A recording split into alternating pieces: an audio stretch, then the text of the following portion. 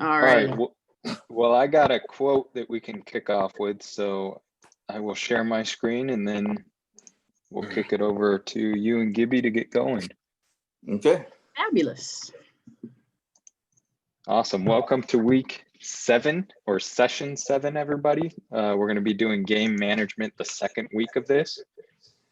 And we will start with a quote today once I have my screen shared.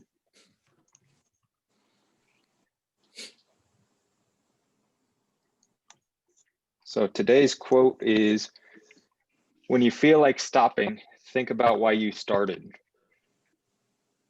And I know that I just think it fits during this time. Obviously, we've been on lockdown for a while now, and life is rough in many different ways for everybody. So just remember why you started, remember why we're here. And during today's presentation, just kind of let this sink in and resonate with you. So with that, I will pass it over to Lezley Smith and Manny Fernandez. Okay. So thanks for being here tonight, taking time out of your busy schedule and to join us. Last week, Rod and Bo did the first session of game management, and they pretty much put a foundation of what we're going to be presenting today. That they did a lot of the talking points, and we're going to go into more into clips and having people being involved. My co-host for the night is Lezley Smith, the present president of the PNBOA. She served on many times on both boards, the PNBOA and the SOWB when we had the Girls Association. She's been working college she's been refereeing for over 20 years. She didn't want to tell me how many exactly, but over 20 years. She also been refereeing Division I, Division II. She's done regionals at the Division II. She's done multiple tournaments at the college level. And she's done multiple state tournaments at the high school level, both on the boys and girls side. And she's one of the few female officials that have done a finals boys tournament in the state of Washington. She also runs with a couple of other female officials some meetings to mentors younger female officials in the Seattle area. So if you are one of those ladies that would like to be part of it, just get in touch with her and she will make sure that you can join her and her group of female officials trying to help you out. Okay. And best of all, she's one of my best friends. So with further ado, that's Lezley Smith. So you.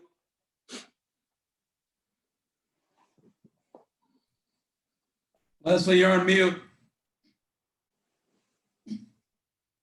Thanks, Scott. No problem. So thank you, Manuel. I have the pleasure of doing tonight's presentation with truly my brother in officiating. Manuel and I we've been to state tournaments together. He's been officiating for over 27 years. And I remember the first time I met Manuel, he started officiating. When I met him, he was officiating in Snohomish County. And we met at a playoff game at, forgot where we were at. King's High School. At King's High School, yes, indeed. And then he joined our association and we started going to camps together. And I think we probably got into collegiate officiating about the same time.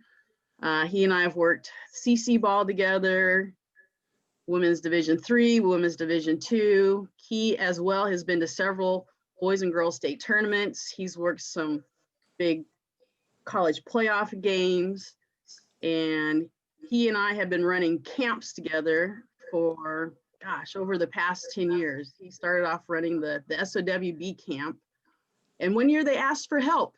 And I was trying to come up with names, and somehow I got roped into it. So I've had the pleasure of running the camp with him and Stacy Brodzik. And now we run our own referee basic training. And hopefully you guys have seen we're having some sessions this weekend. But we're looking forward to doing this session with you guys tonight. As Manuel said, we're going to have a lot of interaction for you. And one of the things before we get going is there's going to be a lot of clips, but we want you to know that these clips are purely for teaching purposes. This is in no way to demean or bring anybody down. It's truly for all of us to learn. And it actually has been really awesome putting this together because I've picked up a lot of stuff just in doing this. So we'll start with the first. Bob, there's a poll that says, which are game management situations? Do you see that? Yeah, I'm gonna go ahead and, should I launch it? Yeah, launch it. Perfect.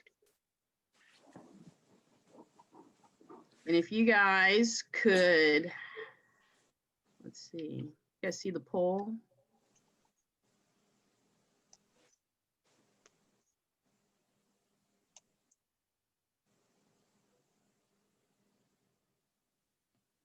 Can everyone see the poll? I can. Okay, thanks. Oh. What's this supposed to look like?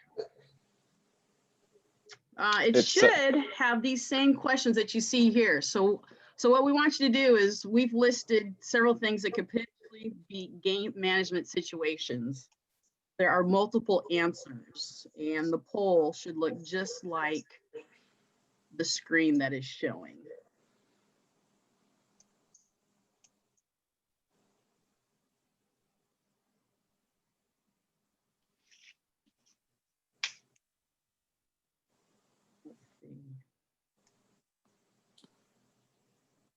Leslie, can you see it as well? It looks like we've got about 20 responses so far.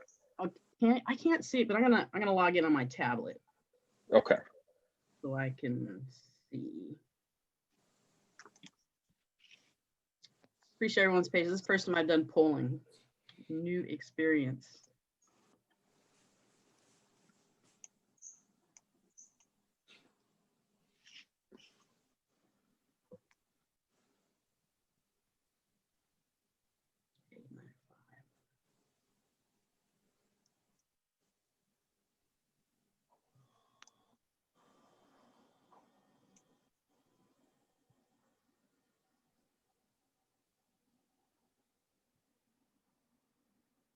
Okay, we just hit 2 minutes and it looks like we've got 27 responses.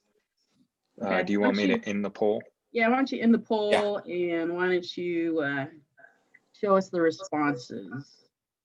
Okay.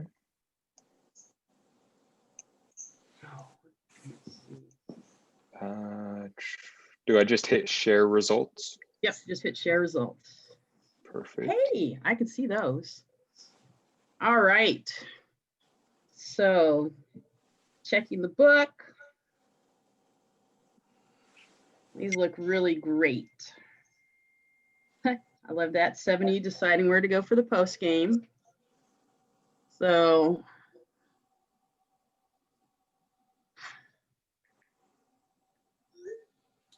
pretty much all these except deciding where we're going for the post game would be our game management situations. So next, what we want to know from you, and Bob, there should be a poll with this. Tell us, what strategies have you used for dealing with different game management situations?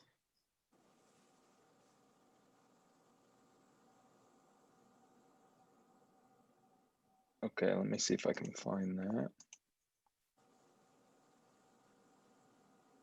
Sometimes we have to phone a friend. All right. It looks like there's a lot of what would you do? Yeah, I think it's underneath. It's after those. Okay, you said what strategies have you used for dealing Yeah. with with game game management management situation. situations? Yeah. Okay. Found it. There it is. And I just launched it. Sweet. So if you guys could weigh in.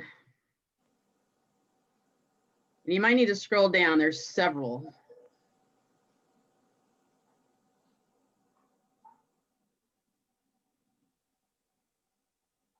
Oh.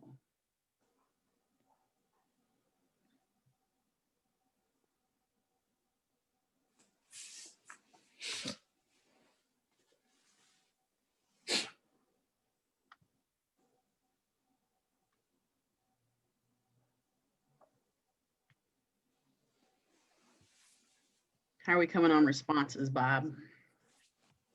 It's like we got about half, 23 of 43 right now. Come on, you other 20. Weigh in.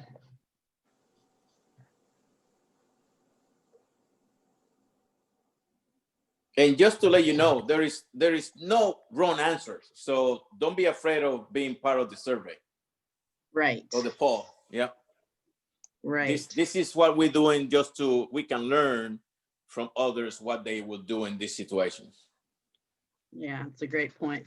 And I learned a new term over the summer. I learned failure is feedback. So it's how we learn. Yeah, I love that, Lezley. That's spot on.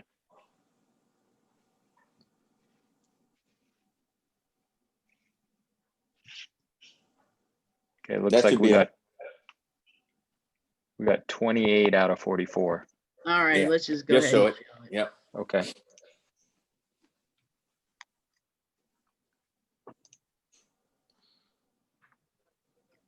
Communication, absolutely. If you sit in my pregame, I will say we can't communicate enough on the court. Absolutely, being proactive. You see something that needs to be taken care of, let's do it. Game awareness is huge. Use your entire team for information is really important. And as Manuel and I were putting this together, one of the things we talked about was not only when you have tough situations come up, not only checking in with all of your partners, but don't forget the people at the table are also part of your team. And stats can be very helpful. Using your voice is huge and true. We don't want to ask the crowd. Presence is really important. There are times when I really would love to phone a friend. And add a little chocolate to your vanilla is really important because sometimes the regular out of bounds call, it just is what it is. But sometimes it's a really close play. We need to add some chocolate and some sprinkles to really bring home the point about the play. And I know we talked about this last one. Manuel says he gets in some situations and he thinks about what would Joe do? So hopefully most of us, if not all of us, have mentors that we use to talk about tough situations. And hopefully when you get one of these, you've had a conversation with your mentor and you can reflect on what they've done and utilize that. So. Well, and also when we were talking about it, we were talking about all the games that we go and see our partners referee, playoff games or what we call a big game during the season, and that's where we learn from others. When the game get close at the end, what could I do if I'm in that situation that brought Marv, Scott Fairley, Kevin Chin, Chuck Frank. I mean, all those guys that have more game experience than we do. How do they handle those situations, those tough situations, just to handle it so we can learn better if we are in that situation in a game that we do later on. So. Excellent. Lezley, Mike Lloyd has a good comment / joke in the chat. Oh, does he? What does he say? He goes, I've gotten some calls at halftime. Does that count?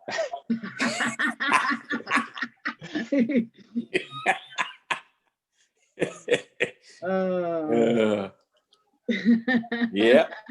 Yes, it does. I know someone who had a game management situation at halftime. Yeah. So Yeah. great. And actually should go back to the first slide. We didn't really cover these, but pretty much most of the things that happen with the game are game management situations. We want to make sure, to me, checking the book, we want to do things to keep ourselves out of trouble. So we want to make sure that the book is right. With the jump ball, we want to make sure that the tip's not stolen, the players are lined up right. I had a game where we didn't line them up right, and we tried to fix things, and for some reason it was very challenging. The coach bitched at us the whole half. It was awful. What do you do just before the start of the second half if the teams aren't there? This is being proactive. Go see if the teams have been beckoned. If there's a lopsided game, we handle things differently.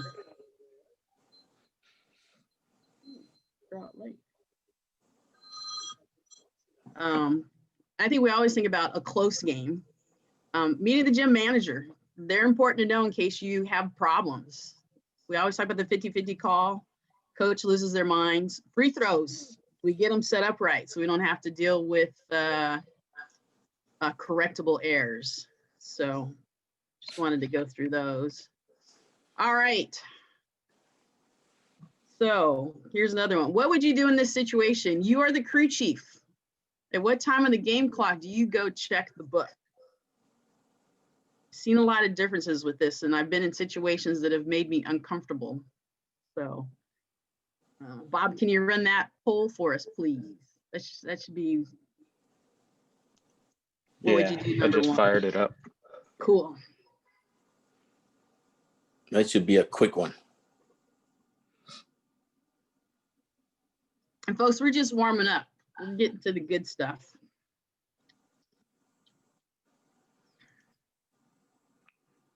Yeah, it looks like 30 responses already. Uh-huh. No one said there'd be a test. We're keeping track too, Scott. Just kidding. I might be in trouble. Me too.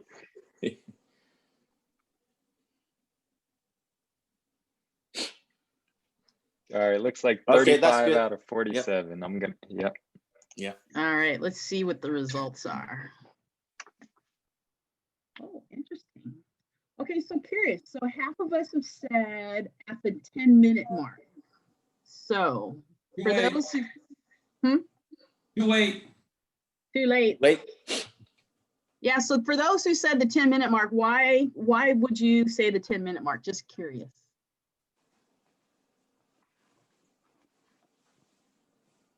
Anyone, open your mic. That's what the book says.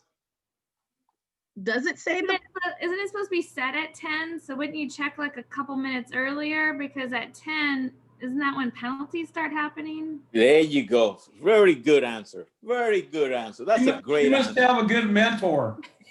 That's a great answer. Come on, me. That's it, Federally. So I will tell you what how come we came up with this question is I had a game, and I was working with some state tournament referees, and my partner was the crew chief, and he started walking to the table to check the book at like a 10 minutes and 10 seconds left on the warm up. And he got to the table at like a 9:57. So when he got back to after checking the book, I said, what were you going to do if one of the teams didn't have their starters in the book? He goes, nothing.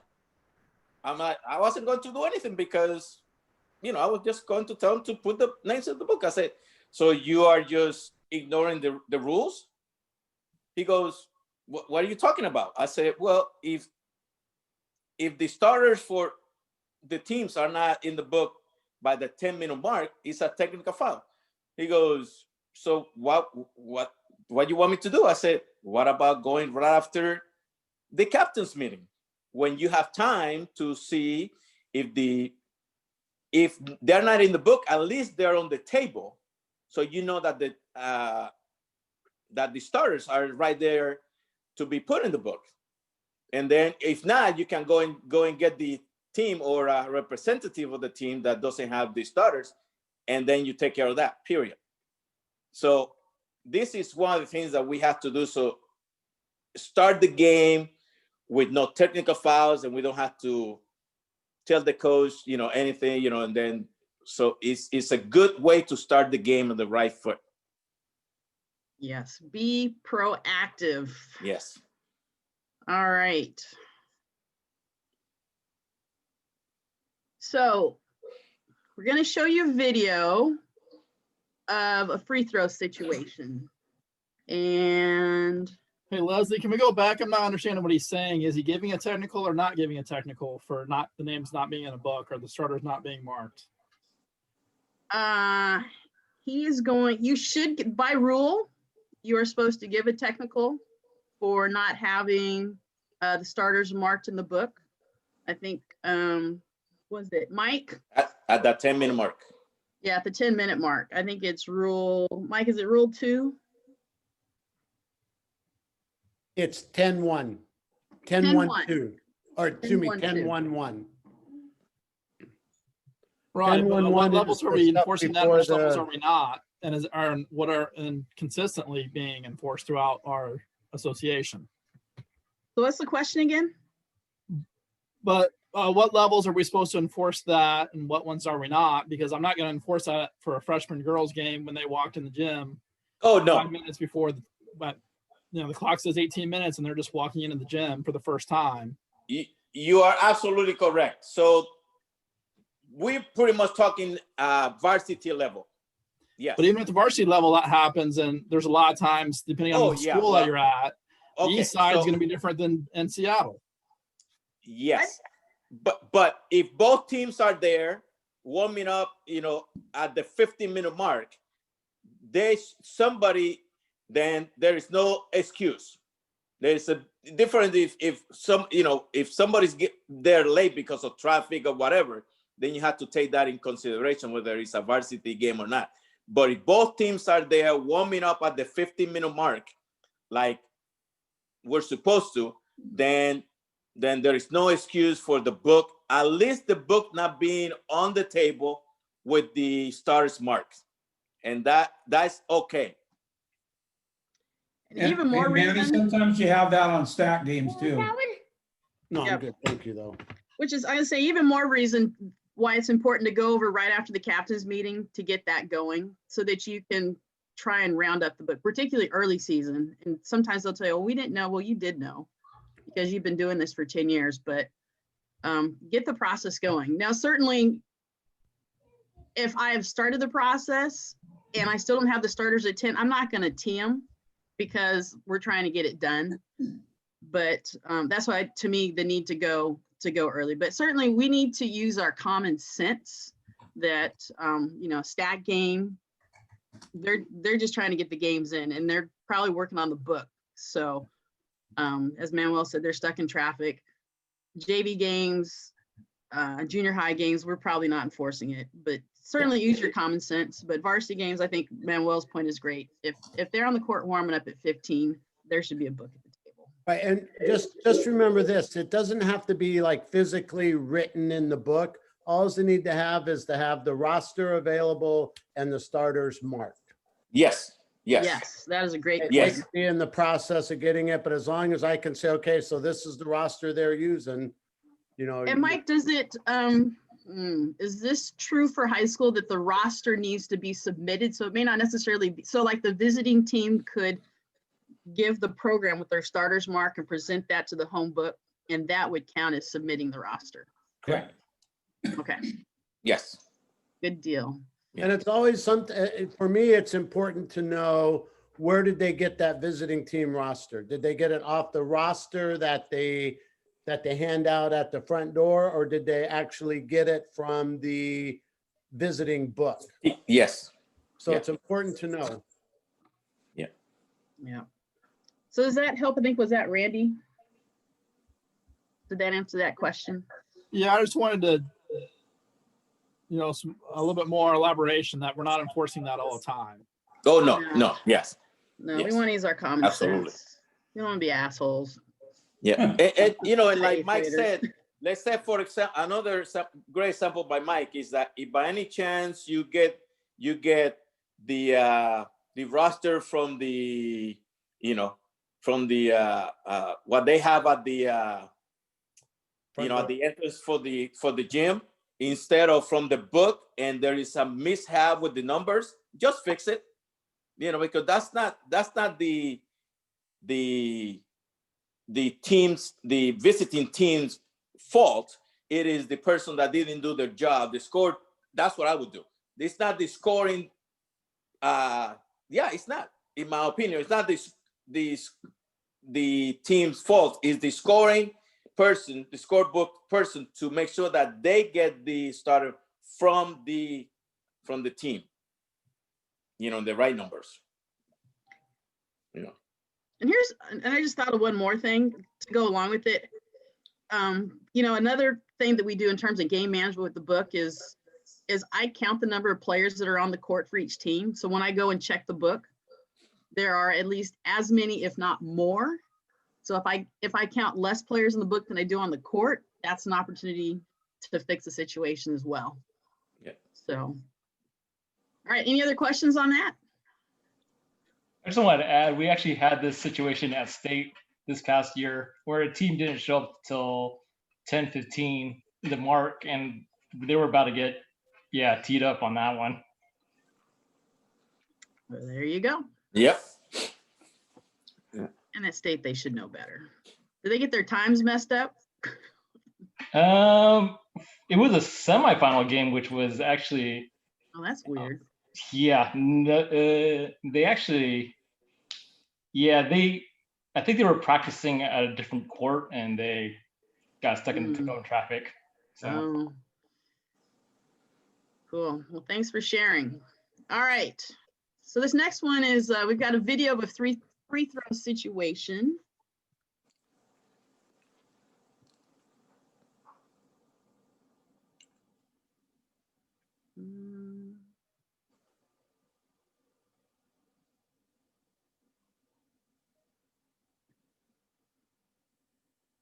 And before it starts, I'll kind of give you some pointers on where to watch. So hopefully we only have to watch it once. Gosh, this is really slow today.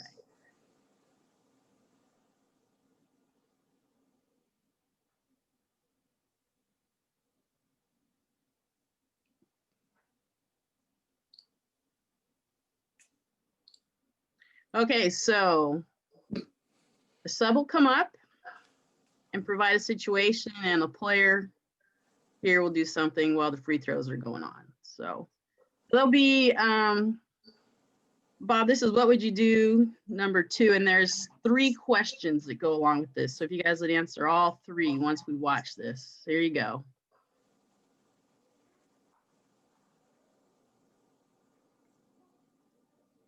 Well, don't put it up yet because they have to see the video. Here, I'll start it over. Do I need to hide this or can you see the video and the poll? Yeah, you have to hide it. Yeah. So don't show the poll until we get done with the video. All right, let me see. All it says is in poll, so. Right, you can actually, people can just slide the poll out of the picture. Oh, okay, very That's good, what I thanks. did. All right, thanks, Mike, here you go. My bad. All good, we're learning.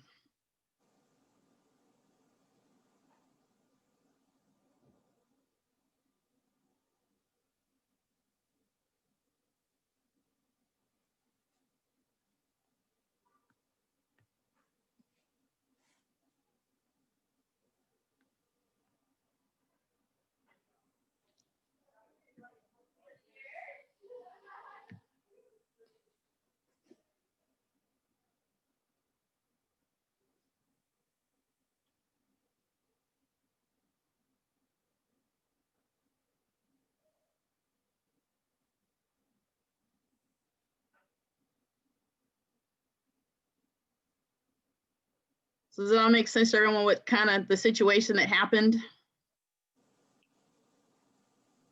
Can you just play it one more time? I'm sorry. Sure, no problem. There you go.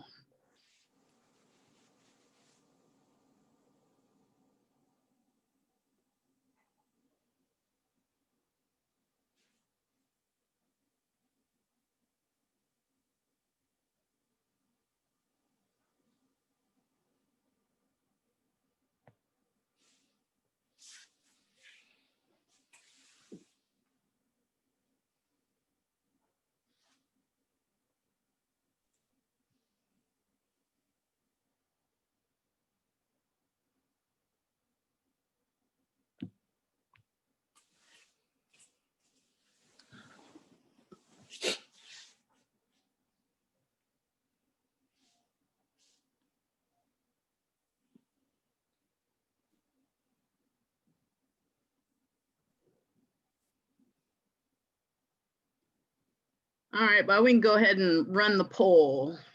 And I'll also, Okay, the poll is up. We do have a question in the chat. okay, Kevin asked, did an official beckon the sub in? no. No. You can see both officials put stop signs up. The trail and the C official put stop signs up. Thank you.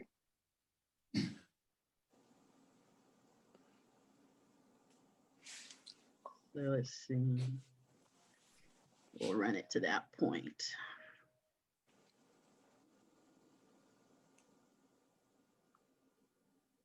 Stop.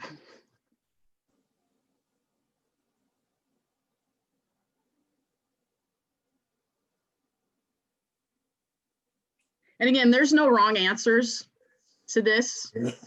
So we're just curious what people's opinions, what people's thoughts are on I handling don't this. have the poll. I haven't seen the poll yet. Don't see the poll. It is live. We've got 14 responses so far. Oh, Click I don't on- have it. Click I don't poll have it. in progress. Click poll in progress.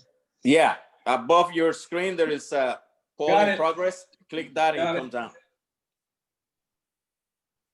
Thanks.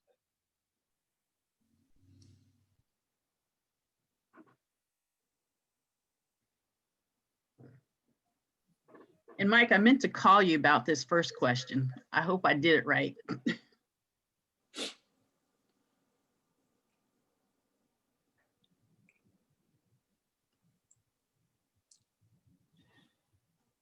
There's another variation that isn't on here is whether it's the first or second free throw.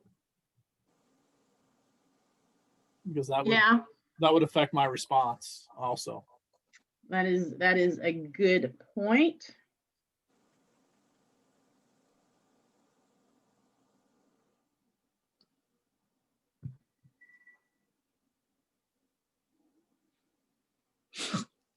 So we pretend that this is the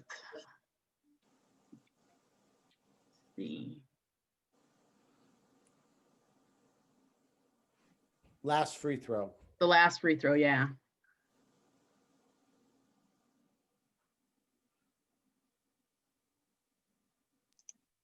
Looks like we got about half the responses so far, 22 of 47.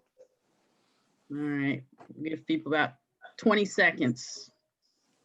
Hey, Leslie, was that at Shorecrest? This is actually at Shoreline Shoreline Community College. Community College. Oh, got it. Okay. So, and I will say some of these are college plays, but these are all game management situations that can happen at any level. Yeah. I wanted to, You're that I kid. haven't seen any girls videos. And so I told Manuel I was insistent on showing some girls play, some female plays. That kid. College plays. Oh no. I know, Thank you. but there's nothing on positioning or mechanics. All right. Okay, let's see the answers. Let's see the answers. Let's start with the first one. So as Mike said, this, Okay, can you see that? we can, yeah. Awesome. So, and Mike, correct me if I'm wrong. So this is the second free throw. This would be a free throw violation by the shooting team, which would make the ball immediately dead. And then there would be a bench technical, and it's a bench technical on the shooting team because the substitute coming in is not yet a player. Which No, would be, it's a substitute technical. oh, thank you. Substitute technical. So actually the last one down there, it's a player technical foul on the shooting team for illegal substitute. That's actually right, because it goes to that substitute. So that person's going to get the technical foul. Okay. And is it still an indirect to the coach? No, because they're a substitute. They're not bench personnel. Oh, okay. Well, we will scratch that. All right, so the next one is, if this is a jamboree, how would you adjudicate this play? And most of us said, take the opportunity to educate. And for me on this play, this was very early in the season. And my partner wanted to adjudicate the play by rule. But I decided, and I was the crew chief on this game, I decided that for this time in the season, the appropriate thing to do was to educate. So hopefully later in the season, they understand the proper way to do this. And you'll notice, I think once we get her back, I think she still tries to come in again. Right, so how do you educate in this situation? Because some people think education is enforce the rule and that'll teach them. True. So how did you educate them in this situation? And I'm not saying that that's the only way. There's other ways of educating, but how did you educate them in this situation? So we told her that she needed to wait until she was waved onto the court before she came onto the court. And that certainly would allow the player that came off the free throw line, she wouldn't move as long as this player stayed on the sideline. Certainly agreed, and as we said, there are different ways to handle these situations. We certainly could have chosen, if you look at the score, we're in the second period. The visiting team has an 11-point lead. We certainly could have chosen to adjudicate the play by rule. And that certainly would be a lesson learned. It would be a firmer lesson learned. But I chose to do it this way. I just felt it was the right way. So, or I thought, I won't say it was the right, I felt that was the best things to do for this game at where we were in this season. I felt it was the appropriate thing to do. So. What was the reaction of the home coach? Yeah, Oh. right. That's my question. Yeah. Well, how do you explain to the opposing coach? Because he knows. That's a great question. Yeah. So you can see I'm over here talking to the coach, and he clearly is not happy. And I believe what I told the coach is that this is early season, and actually there was a mechanics change, and so players weren't familiar with the mechanics change. And so I told him I would pay him the same courtesy at this time of the season if his players did the same thing. So certainly you can see he kind of gave me a little wave off at the end where he wasn't happy about it, but that was my discussion with him. I told him, I understand that you're not happy about it. That's why I asked the question, because I saw the wave off.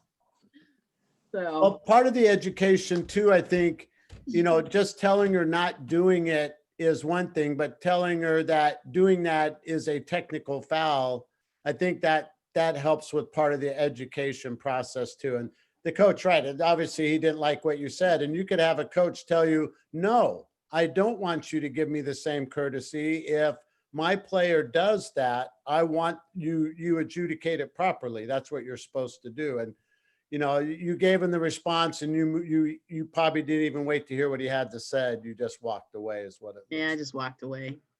I'm familiar with his demeanor.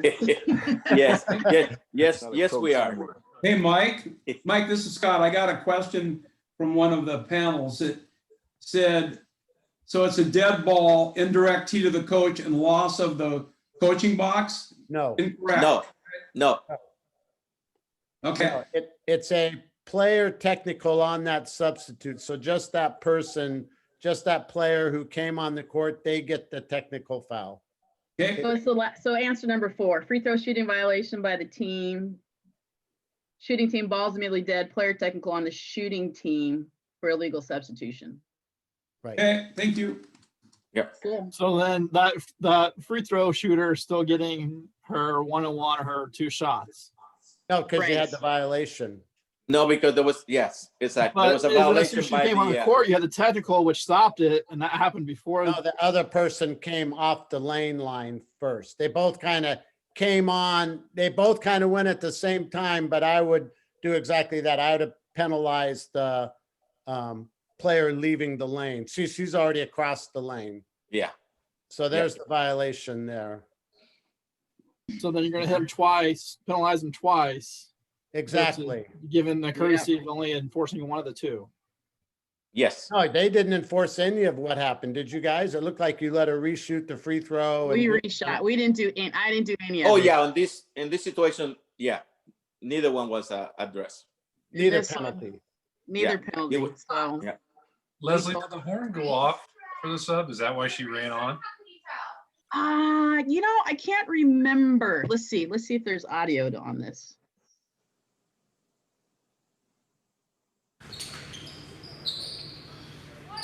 It might have. The table was challenged too. Yep. There you go. See, if you don't mind me jumping in on this one a little bit, I'm killing it right when I hear that horn on the free throw shooter. We can reset at that point and kind of prevent all of it. Yeah, So that would you be a don't good tell thing to them do. to play the whistle, not the horn. You tell No, them. you're absolutely right with that, Mike. But because we're addressing the free throw, there's now this distraction. I'm resetting that free throw on my own because she's not in her shooting motion. I'm saying, okay, hold up. Address whatever we got wrong. Because we tell the table sometimes to hit the horn if they need our attention. And this might be one of the, I'm taking that as my scapegoat to manage. So the key here, Chuck, is you're cracking your whistle right after you hear the horn.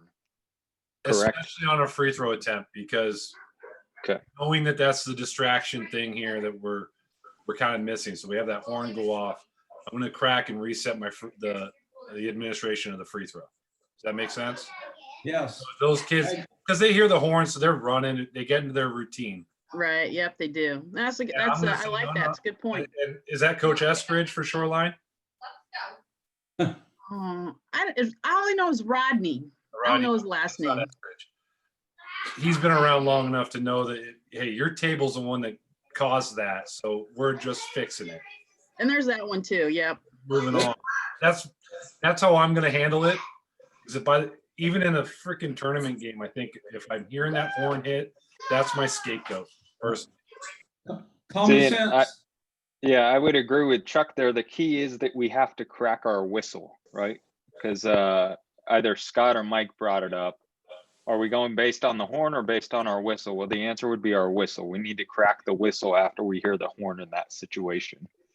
So that's key right there if you're going to do what Lezley and the crew did here. Yeah. Good input, Chuck. Appreciate that. And then the last one, if this is a playoff game, how would you adjudicate this play? And I think all of us are on the same page. Hey, Lezley, Yes, can you hear me? I can. Okay, let me just go back to this play for a minute. And Okay. I like what the guys talked about, cracking the whistle.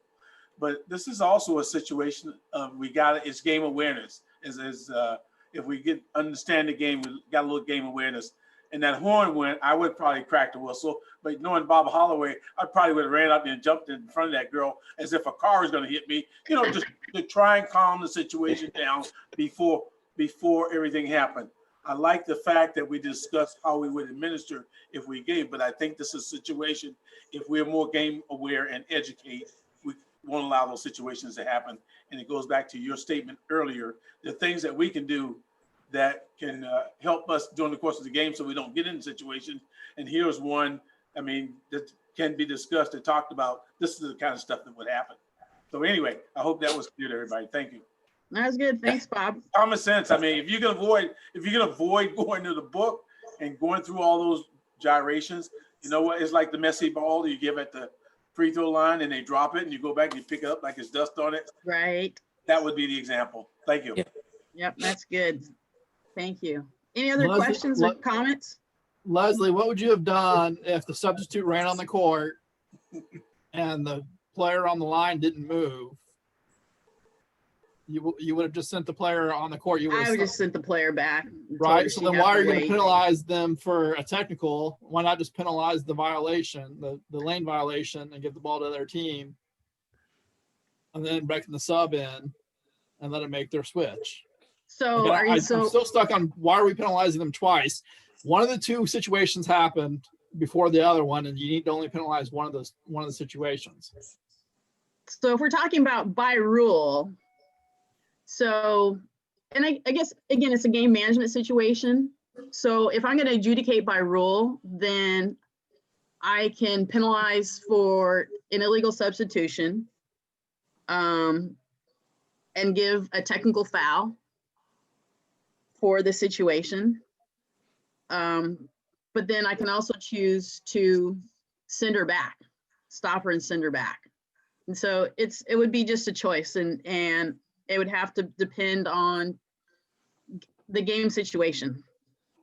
So, and truly, if it's a playoff game, I may choose to not tee. I may choose to read her the riot act and explain to her what she just did if the other player didn't move. But there are other people who would give a tee, and I think the coach would want a tee.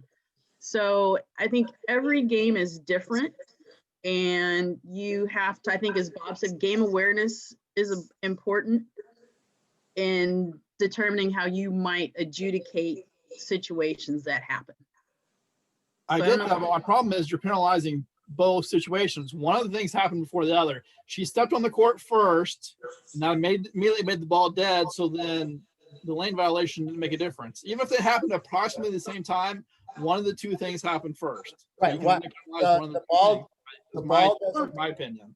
The ball doesn't become dead until the person on the free throw lane violates, which happens pretty close to that substitute coming in. So once that person violates for stepping into the lane, the ball is dead. It doesn't change the fact that we've had a substitute come on the court without being beckoned. So those are two separate situations, and right, sometimes you have to penalize them twice. I'm not sure what the problem is with penalizing them twice for what is two violations. Because again, one happened before the other. Right. So if the free throw okay, so let's go back. The illegal substitution, as soon as she stepped on the floor, the ball wasn't dead. Is what you're saying? No, Yeah, that doesn't cause the ball to become dead. It doesn't cause the ball to become dead. The free throw violation causes the ball to become dead. Okay, thank you for that clarification then. You're welcome. All right, let's move on to the next. Lezley, Yeah. Lezley. Yeah. Yes. Before you move, I got a question for Mike. Okay. Mike, hey Mike, this is Kent. Mike, you said the substitute, when the bench personnel becomes a substitute, then you can't penalize the coach now for her illegally entering. But Mike, I'm looking at our little chart that we got, and there's twice in here, there's both times in here where it does say in the bench personnel section, it also lists that it can be charged to the substitute. So that means a bench, am I reading that wrong? That, because a bench personnel, it says substitute bench personnel. And then also, and I see in the substitute section up there, there can also be one just charged to the substitute. Correct. So is there a point there where the bench personnel in the official's judgment now becomes a substitute and we need to make that call in there? So the substitute situation happens when they come on without being beckoned or not reporting. But if let's say they're at the table waiting to substitute and a fight breaks out and they come onto the court, now they're bench personnel. So that's the difference. So they're only considered a substitute if they do one of those two 10-3 violations. But other than that, they're a bench personnel. Or let's say let's say the referee makes a call and they're at the table waiting to substitute and they tell the referee that that's an F and BS call and they Right. he's bench person or their bench personnel. Does that make sense? Yeah, but I see in bench personnel section, it says entering the court without permission. So I guess, and I guess, I think you answered my question, Mike. I mean, I don't want to argue back and forth or debate it, but it does seem like the referee has some judgment there.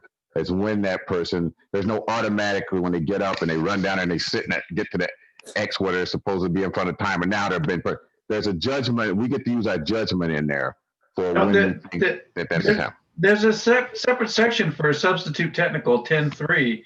Yes. And it says, you know, that substitute shall not enter the court without reporting the score, without being beckoned. And so and the penalty is, it doesn't talk about, so in this particular situation, it is a substitute technical and has nothing to do with the bench. Correct. They're only bench personnel if they do some of those other things like cursing at the official or come onto the court when a fight may break out, those kinds of things. But if they do one of those two things in 10.3, now they're substitute technical. I apologize for using the wrong language in our rules adjudication. So I apologize for not hitting up Mike first. So thanks for clarifying, Mike. Okay, anything else? All right. So our next situation, I'm not sure who was drawn on my screen, but this next situation is, this is actually, some of you may have seen this. This was the Metro Championship game between Garfield and Eastside Catholic. And this is the fourth period with 52.4 seconds to go in the game. Blue is up by 1, and there's a foul on blue. And we'll show you where you'll want to look.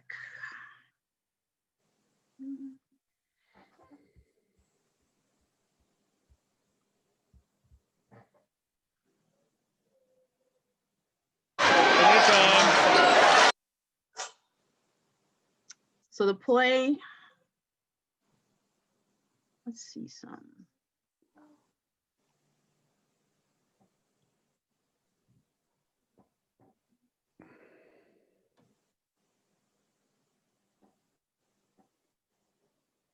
All right, so the play is going to happen here at the top of the key.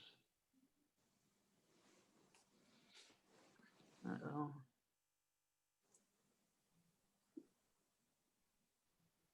And we'll play it a couple times.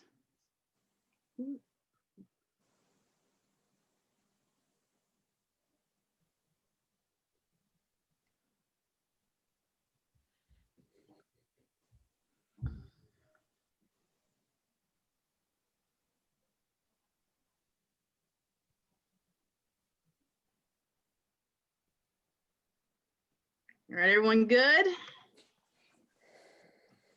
All right, Bob. Don't mind. What's that? One more time, if you don't mind. All right, one more time, for sure.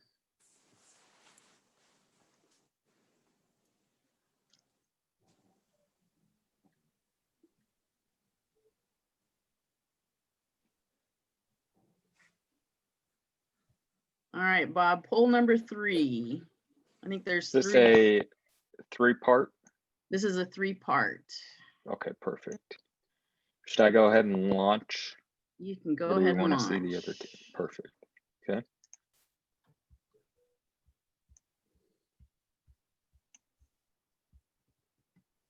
I just launched it, so we're looking at number 1 on this 3-part series. Right. And again, there's no right answers. Just curious what your thoughts are on this play.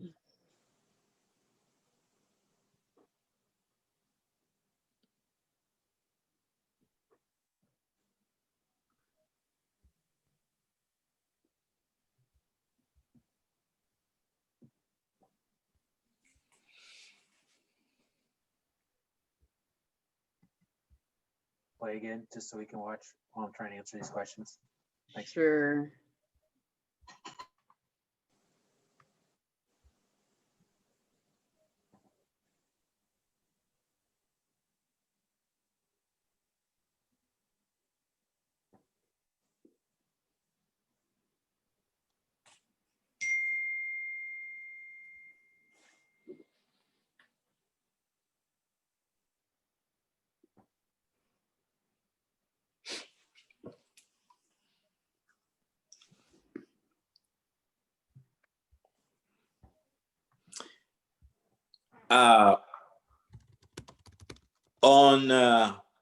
On this number 2, it should be ball to white at the spots closer to the foul. That it should be sideline. Thank you. Yeah. Yes. Okay. Okay. So that should be ball to white at the spot closer to the foul sideline. So keep that in mind.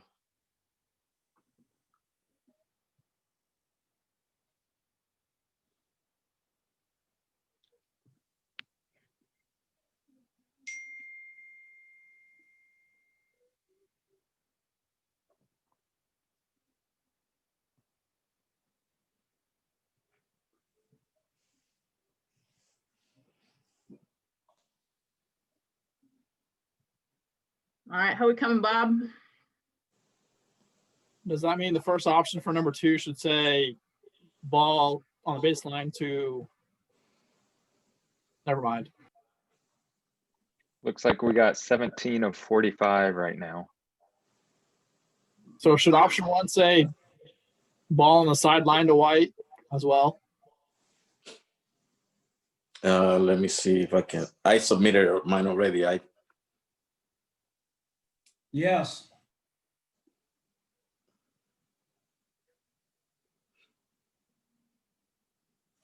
Guys would take it on the sideline? Let's see here. Yes.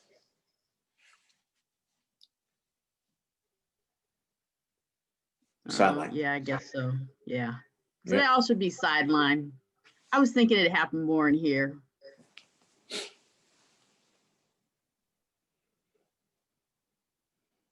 There you go thinking again.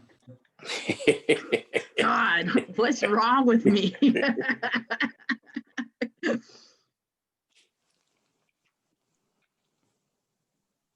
I couldn't tell who the third person was. Rod, Manny, and Jeremy.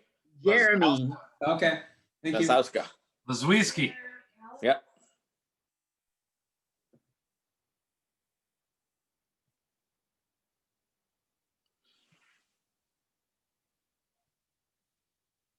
All right, looks like we got 24 or 45. Should I? Yeah, let's call it. Okay.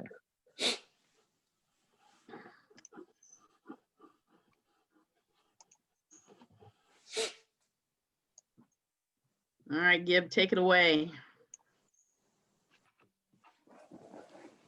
Okay, so there was a deflection by the defensive player, and then there was a foul call on a hold by Blue.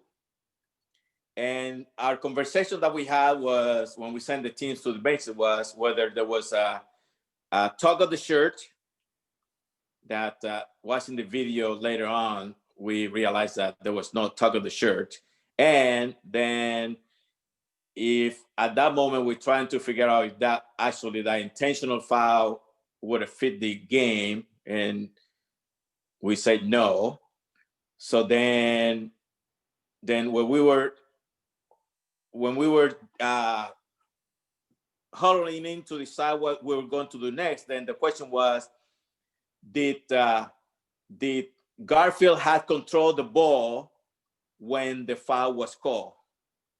And we decided that as a crew, yes. So we decided to give them 2 free throws and then go from there. But as you see on the video, we got that call wrong. So because it was there was no player control, but Blue still had team control on the play. So that's what happened on that play.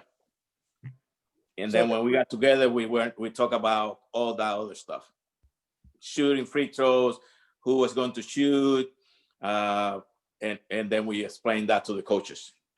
Yeah. Any questions?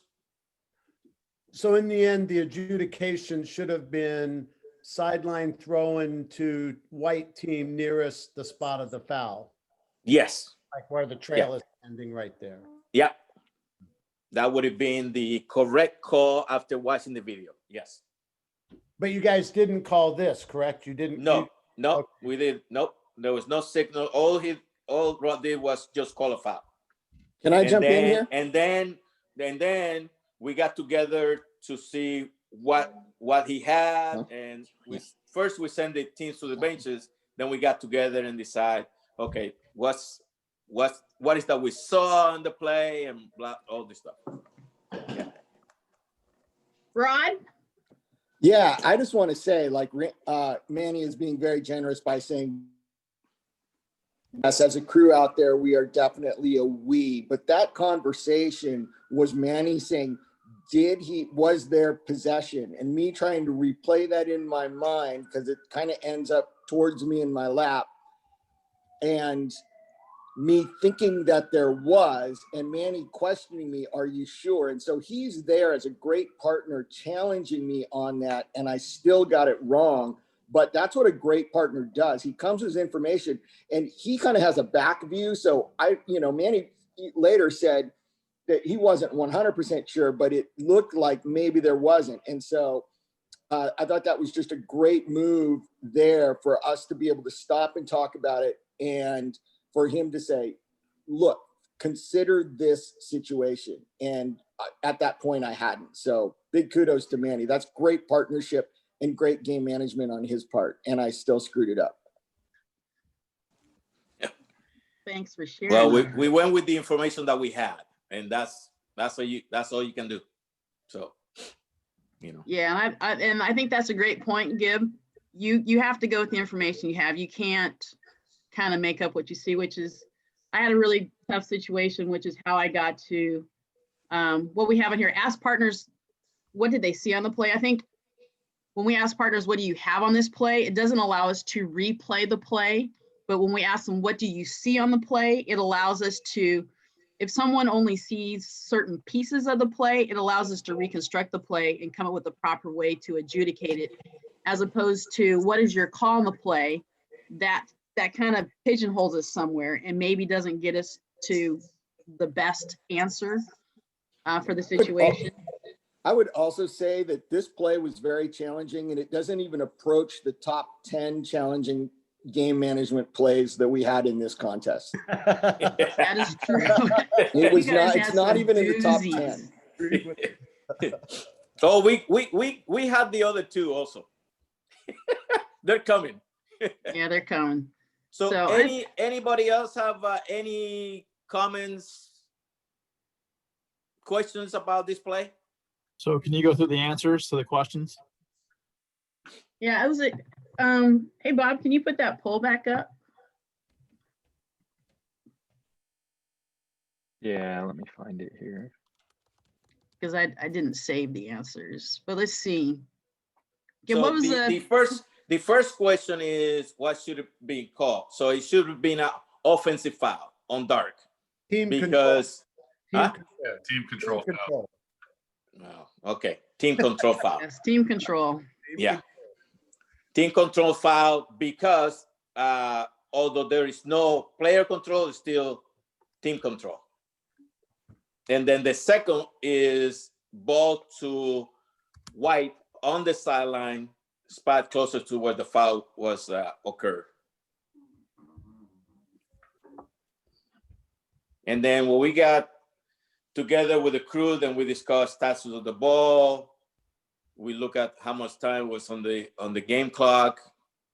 What was the call on the floor? And then we asked partners, what did you see, not what you have on that play? So. And I think with some of these, if you're the non-calling official, you can always have information to bring to the table.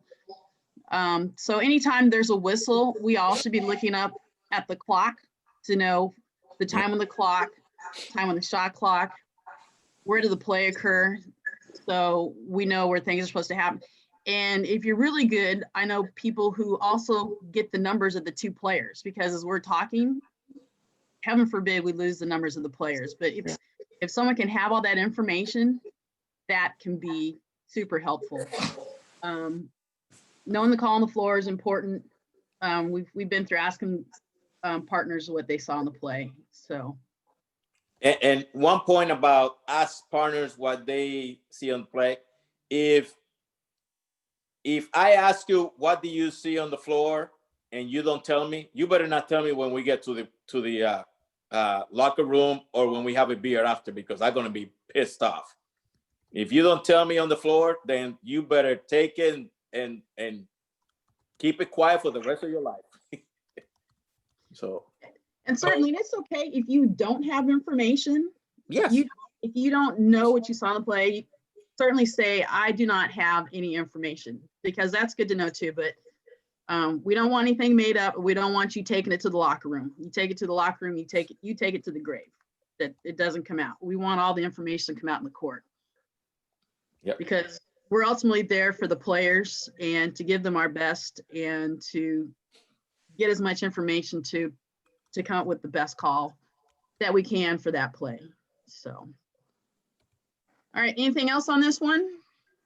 One thing I want to jump in on, Lezley, was it sounded like Manny was doing it to Rod, was to leading him to the end of the discussion was, what's the status of the ball? Like if you're the non-calling official and we get together on a play like this, the best thing you can do is help your calling official walk through this play. So it's, hey, Rod, what's the status of the ball? Okay. We know that he has possession. He doesn't have possession. They're diving for a loose ball. Great. Perfect. Now we have point A. What's the call you got?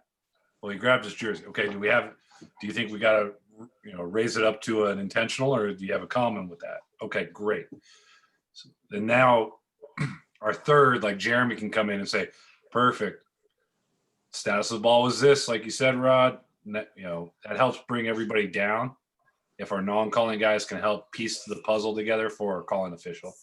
Yes, absolutely. Yep. Cool. Thanks. Anybody else? Okay, let's go to the next one. All right. All right, so this is a play having to do with post players, and here's what's going to be in your next poll. So there's going to be a reaction by one of the players. What does that reaction say to you? Do you share this with your partners, and do you talk to the players? So.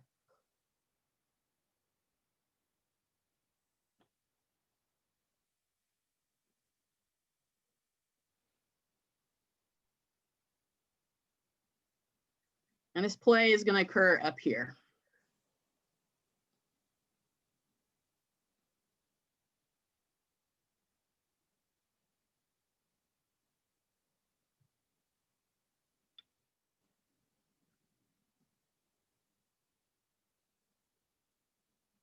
And you might not think it's much, but it is.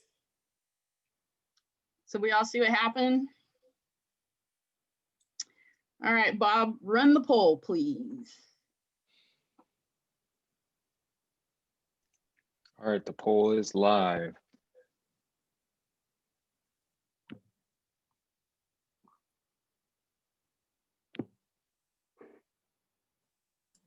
Can you keep playing that on a loop, Lezley, in the background?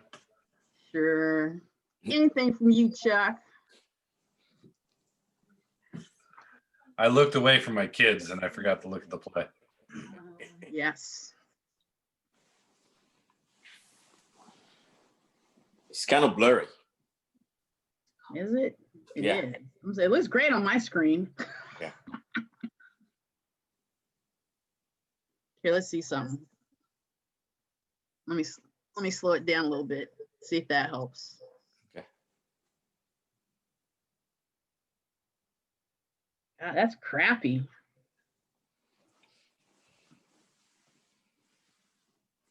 Yeah, the first time he ran, he ran fine. You're gonna have network problems. It might be because the poll is out now. Maybe. Lezley, we've got, what, 2 more plays after this? Yes. Okay. I just At want to least. note, if anyone else has a time conflict, we are a little bit over time. Obviously, there's some good conversation going on, and we appreciate you being on.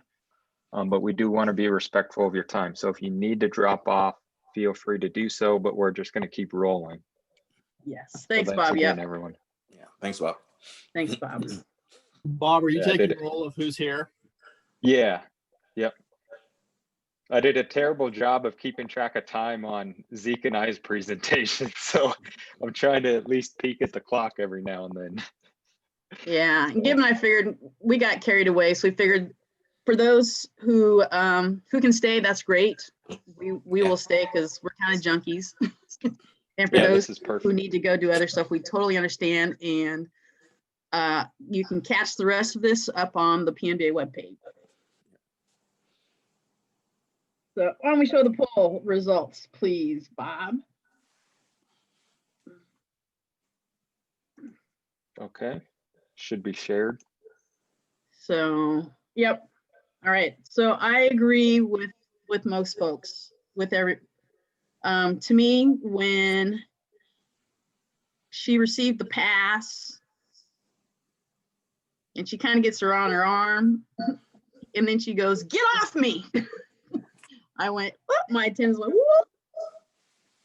So this became a game awareness situation that this matchup is going to need some more attention. It wasn't enough for a foul. And I know a lot of times, sometimes we aren't very good about kind of getting the temperature of the game. And it's, as Manuel says, it's very subtle, but it's very important because this matchup could go on the edge based on what happened. And this is great. Everyone says that we would share this information with our partners. Yes, absolutely. This is something at a dead ball, free throws, throw-ins, timeouts. Hey guys, watch this matchup between white 15 and red. Sophie. Okay, so I got a question because there was 28 people that said I will share the information with my partners, but then I wouldn't address the players. And if we're gonna do something about managing the game, why would you not address the players and let them know that they're being watched? I just want to know why not. I was one of the ones that said I wouldn't address the players, but that was before I knew that she actually responded verbally. So if I would have heard, the chatter between them, I probably would have said something. But if there was just a little bit of this back and forth right there that I saw, I would alert my teammates and then I would say, hey, let's let it develop a little bit more. But if I would have heard the words, then I would have picked the other one. But that's why I picked it. Okay. And actually, she didn't say anything. That's what she's saying in her bubble. Oh, right. Okay. But definitely for me, if she'd have been like, hey, if it would have been mouthy, then I would have said something for sure. But maybe I would let it go a little bit farther. And you know what I might do is I might go to 15 and I might say, hey, are we good? Everything okay? She's probably the one I would address because she's the one who's got the problem. And actually, you can go. And Lezley, when are you going to address that? If we have an out of bounds. First dead ball. Yep. I might go over to it. And I might say something to Sophie too. Hey, easy. Play with your feet. Yep. So you're never going to stop the game and talk to them. No, that's a good point. Thank you, Scott. No, dead ball. First dead ball. Yep. Just kind of ask everything okay. And that can help bring the temperature down for that matchup. So also, I think it's important to be aware when she passes the ball away, now you're watching that matchup and you're hyper aware. So first contact's going to be a whistle because the second contact is probably going to be nasty. Mm-hmm. Yes. So once they've already given you the clue that someone's unhappy. Okay. So when the ball goes away, I might take the whistle out of my mouth and say, say something just like, I'm watching. That's all I have to say. I'm watching. They know who I'm talking to, right? Now she cuts through the lane, gives her a bump, bang. That's a whistle. That's a foul. Now we've warned you. First of all, you gave us a clue. Second of all, we warned you. Third of all, now we've put a name on it. That was a great point, Rod. Yeah. Good point. Any other discussion or questions on this play? All right. All right, play 5. Just for the record, I had nothing to add on that one. Not earning your game fee tonight. Hey, this would have been the first night of basketball on a regular year. That's right. You know, Evaluators are big out. Tuesday, the first big Tuesday. All right, so here we've got 4th period. Back to our Metro Championship game. 5.6 seconds to go. White's up by 2. The clock does not start. So again, we're going to ask you, what should the crew communication consist of? How might the crew come to consensus on the time to put back on the clock? And how much time do you put on the clock?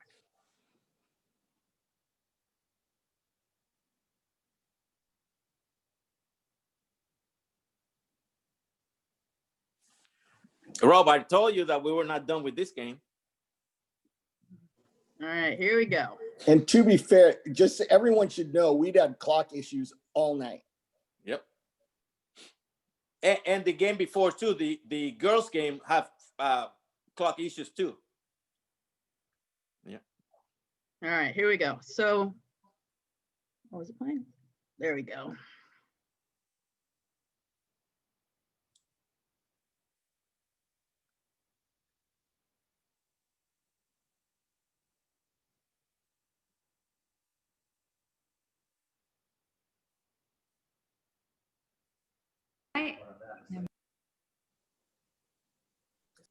All right, that's all you get. Can you run the poll, Bob?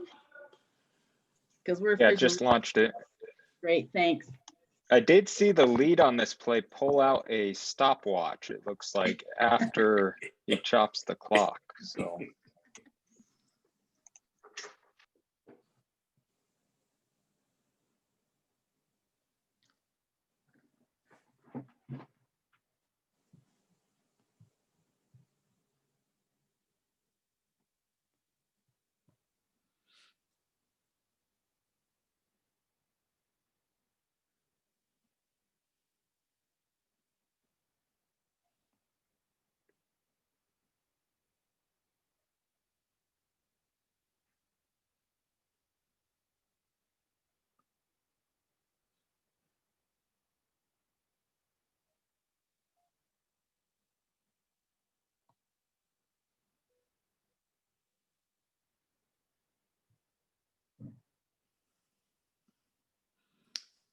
And that should have been 2.1.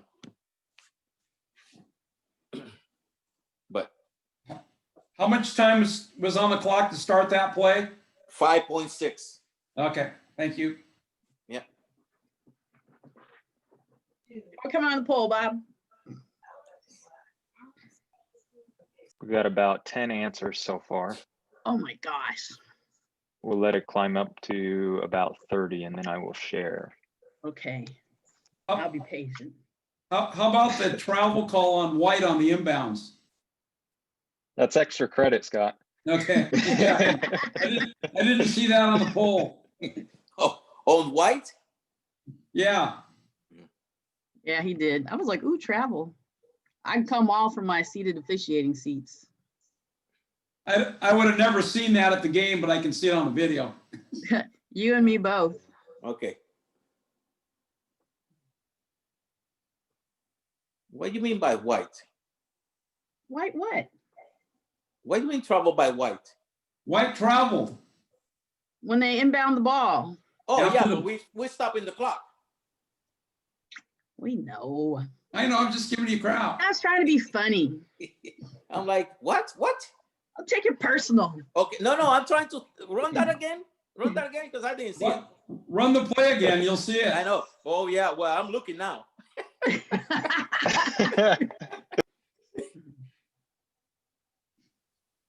Watch the inbounds. Okay. Oh, yeah. That's the NBA. That's the NBA. You know. He That's the packed his NBA. It's a step. luggage. Yeah. Packed his luggage. Okay, Bob. All right, we're at 25. I'm gonna show it. I was hoping we'd get to 30. Oh, 27. All Woo! right, cool. I thought you had 28. Okay. All right, there we go. Okay.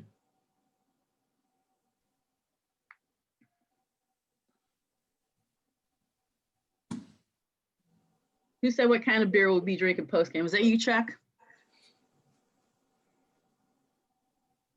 I said pray. Pray. Although I will use where we're going for post game in tense situations if I've got two kids that are just freaking losing their mind. There you go. Their sphincters inside out and knots.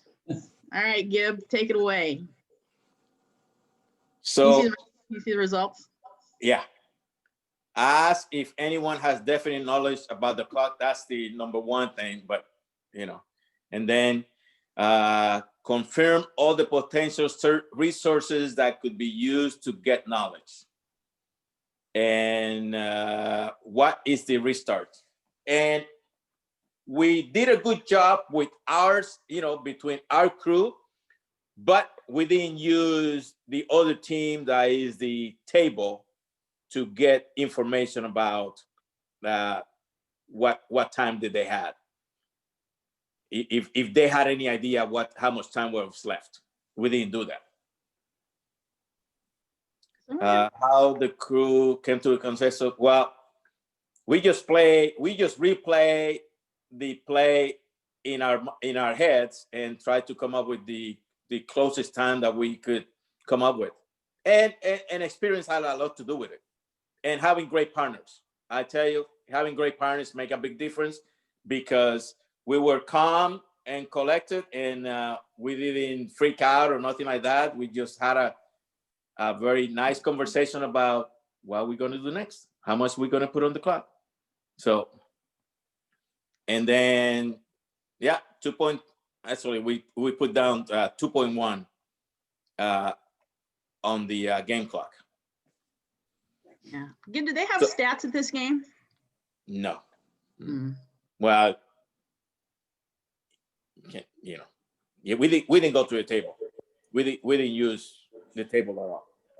So the only thing that we asked was if it was that the clock didn't start it or they forgot to start it. That's the one question that we asked them, and they said that the clock didn't start. That's what they told us. Yeah. Okay. So any questions about this? Did the basket by Blue put them up at that time? Yes. They put them up 63-61. Yeah. You guys did a hell of a job managing a really tricky situation with that clock. Their clock at SPU, for a lot of people that don't know, basically works on a Wi-Fi between the table and the board. Yes. And when it's a packed gym like this game was, which SPU doesn't get packed gyms like this. Yeah. High school games. There's a lot of cell phones. There's a lot of cell phone cameras being used, and everybody is interrupting that connection. So the clock hesitates a lot. Yeah. And you guys did the right thing. Clock management the whole time, because there would have been a riot if you would have gone with less time at either position, this one or the next play that I think you're going to shoot. So I give you guys credit for what you chose to do. Yeah, and I think for the, how much time you put back on the clock, none game over. I think in this situation, you have to put some time on the clock. You've got to give the team that's, especially when it's not absolutely clear that it was over, and the horn didn't go off. That's another clue is the horn didn't go off.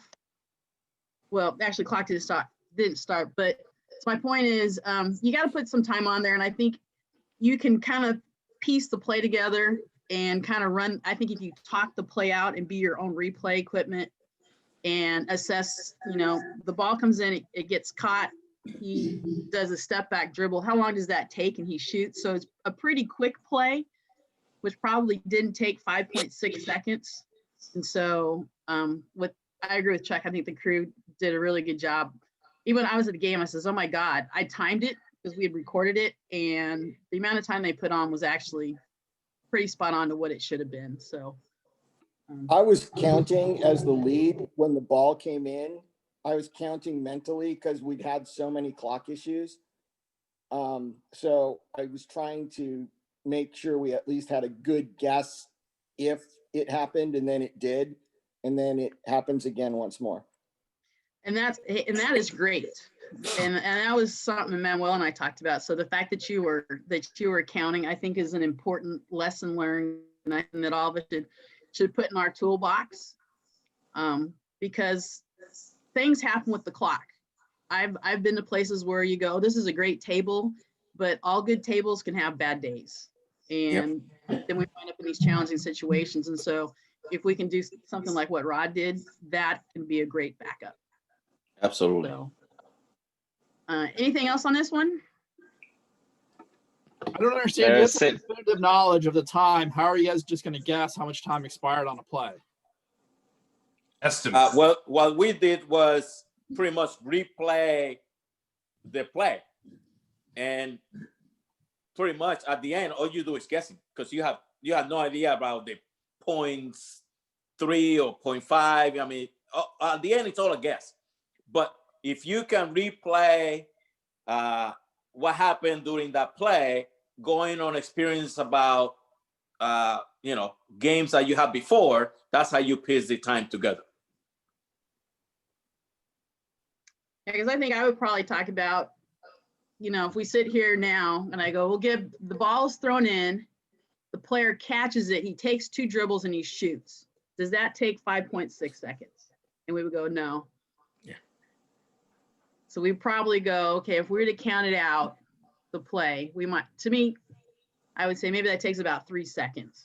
And so we're going to take 3 seconds off the clock. So I think it's getting together and replaying that play to come up with a good assessment of what to put on the clock. It's tough. And there's no right answer, but it's coming up with a way to do the right thing for the good of the game, especially something that's so close. Yeah. All right. Very well done by the crew. So we've got this coach situation. So what I want to know is, what would you do if you were the lead, if you're the trail, and the lead's going to have a conversation with the coach? Is there a point in the conversation where you warn as the lead? And is there a point in the conversation where you warn as the trail?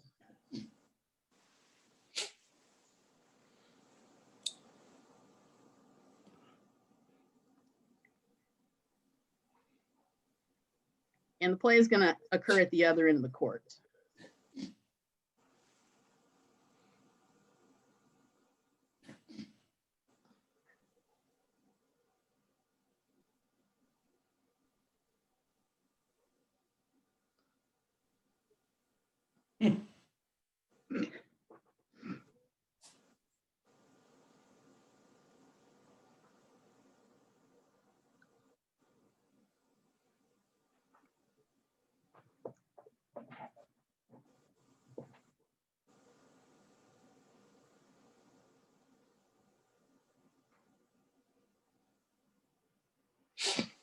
All right, one more look.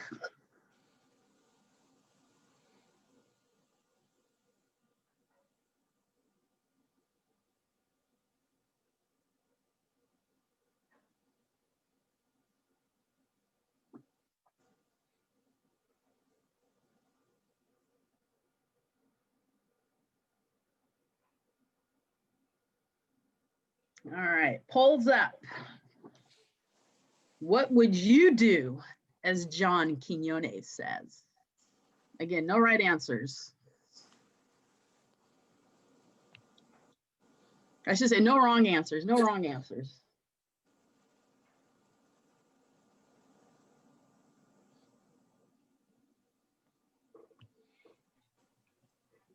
Fourth question is supposed to be the trail and not the lead.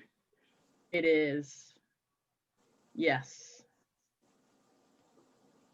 So he was upset that you didn't call a foul on this play. Yes, he is. Okay.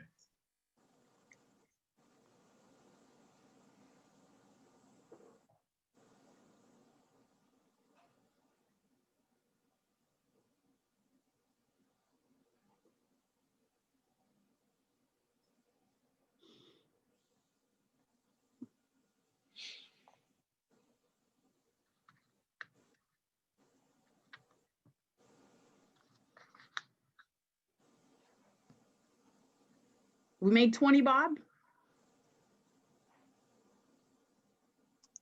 We are sitting at 12 right now. Oh my gosh. 15. Y'all are killing me. Numbers jumped right after you asked. All righty. Get them in, get them in. The president asked and people just jump and do things. Like I said, no wrong answers. Give an opinion. We're all here to learn. Me too. Because there are certainly things I could have done better on this. I think part of the thing, Leslie, on that play is what's the coach been doing the whole game? Yeah.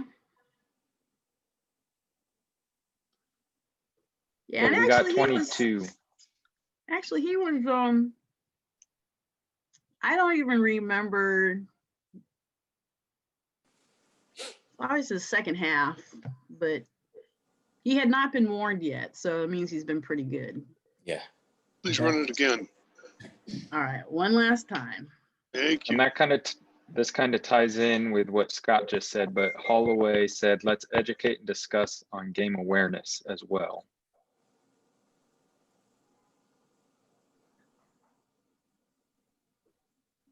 It's pretty fast.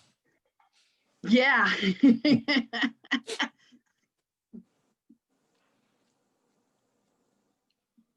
This is the coach I can cuss, but that's a story for another day.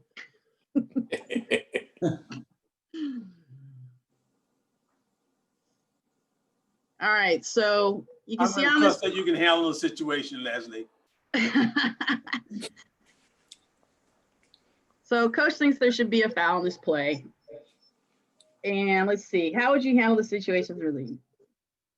Yes, I think when you see him go from one end of his coaching box and haul ass to the baseline, this is not something to ignore. And this is a lot of times when we get ourselves into trouble is when we ignore coaches.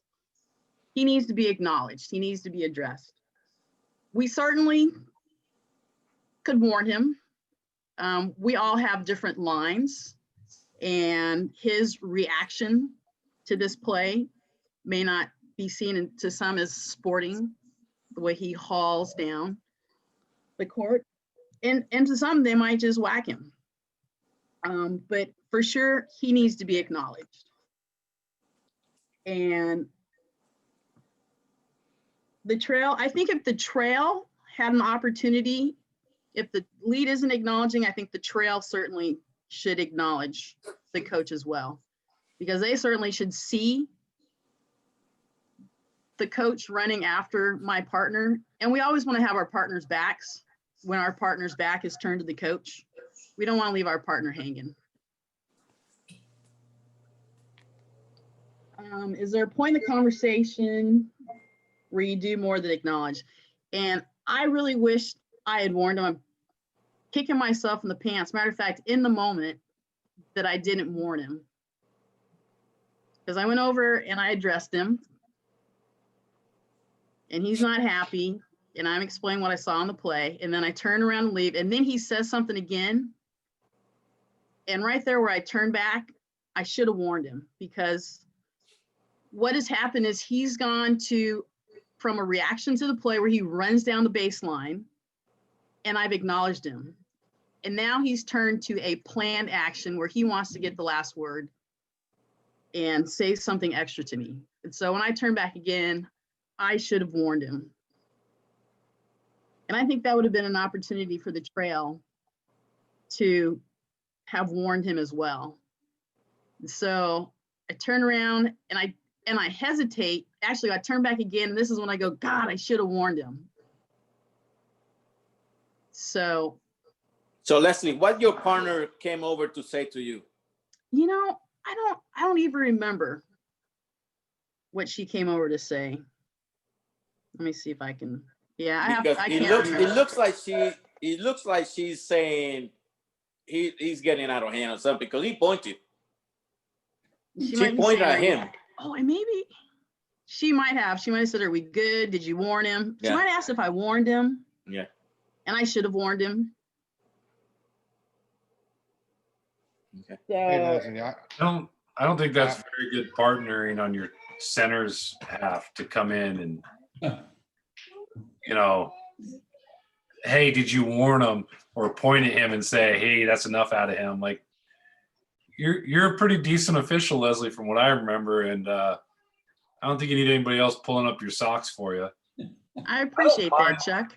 I don't mind you letting him get the last word and giving him the stare back. Mm-hmm. Personally, it's like when we really want to get the last word in, it's the warning or the tee. Sometimes letting the coach walk away and say something silly and just kind of having thick skin works out really, really well. Yeah, and I think if you'd walked away, the fact that by warning him or teeing him, I think warning is probably the right move, not teeing. But yeah, no problem. Also, I mean, and that's a style preference. I think for me, I can hear that dirty comment and just keep it locked away. Right. Hey, Lezley, this is Jay Trotter. Yes, hi, Jay. How you doing? I'm you guys' Vegas ref that come up there and ref all the time. Come back home. How you guys doing? Good. Glad to have you. Great. I appreciate being on. I just have a question. Do you regret walking over and hearing what that coach have to say? No, not at all. To me, it was a tough play, and you can see because of the turnover. Let's see. Well, so it's a quick play. So I'm going as soon as it goes, but the player's ahead of me, and I tuck back behind the play to try and get a look. And I thought I was in a decent, I don't have 100% look, but I thought I had a good 75% look that it got blocked. And so one of the things I know about this coach and this player, this is his pride and joy, and he's going to protect her. And so he sees the ball goes out of bounds, she goes to the floor, he's going to have something to say. And I think this is another kind of game awareness, is that we need to be prepared that when there's a tough play, that the coach is probably going to have some sort of reaction, and we need to be prepared to address it. And so he comes and hauls ass down here. Yeah. And he's not happy. And the fact that he runs from the 20, actually it's the 32 to the baseline, this demonstration was not something to be ignored. It needed to be acknowledged. So I didn't have any problem acknowledging it. Well, no, and that's not, I think my major question is, because we have coaches here in Vegas that are like that, Grant Rice being one of them, the great Gorman coach. And so we know his temperament, especially like you said, when it comes to especially his star players. Right. So I've been in a situation with him similar to this, where he's came off the top of the bench to the end of the bench, and I didn't walk over there to him. I let him say what he had to say, because now that gives me the distance. So therefore, when he did drop the F-bomb, I was like, boop, boop, boop, bang, there you go. I hear what you're saying. So if in that situation for me, it was like, I understand you were upset. I had a clean look at the play. It was slapped out of bounds, similar to that play. So, okay, now I know you're going to be upset because you want to foul because it's your star player. But that does not give you the right to stand us up. Right. And so therefore, I let him get it out. That was a effing foul. You done? Okay, great. Bing. There you go. Tech. Right. So that's why I asked, did you regret walking over to him? Because as you can see, he's being demonstrative towards us. And so therefore, and again, I've been in that situation too, where I walked over to the coach to try to calm him down, but I shouldn't have. So that's why I asked the question. I understand what you're saying. Yeah, no, that's a good question. And I hadn't really thought about that. And I can see your perspective and perhaps feeling it differently. And certainly I have a pretty good relationship with this coach. As I said, I concussed him. So we have a unique bond. But I think certainly I think we have to handle situations within our personality, understanding the coach that we're dealing with, and that we can't deal with all coaches the same, and that all of us aren't going to deal with coaches the same. But I never thought about doing that, so I appreciate that perspective. Thank you. Absolutely. Thank you, guys. Anyone have Anybody anything else? Anybody else have anything? Okay, let's go into the last is All right. we have the last video. Is that's Yep, the last one one? more. One No. more? Well, for those who want a bonus, we've got one more. Leslie, is there a poll on this one? I'm not seeing. I might have forgot to add it.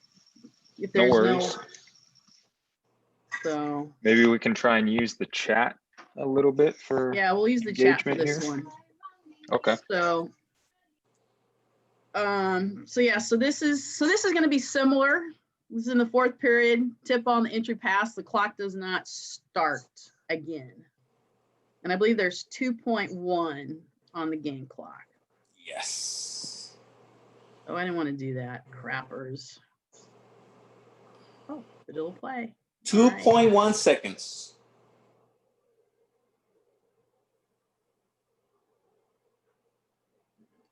And if you look, it's still 2.1 seconds. Any chance of audio?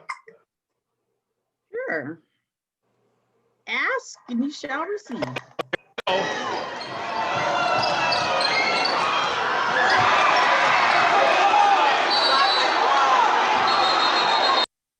So here we go.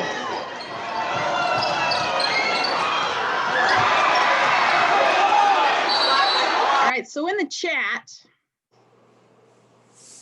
tell us, so we've seen these before. So what would be your lesson learned in how to handle this, and how much time would you put on the clock? If any time on the clock, or do you go game over? Yeah, what's the score at the time? Didn't get that from you. 64, 63. Eastside Catholic's up. This is coming right after that made 3-pointer that we just saw, right? Yes, it is. Yes. Yep.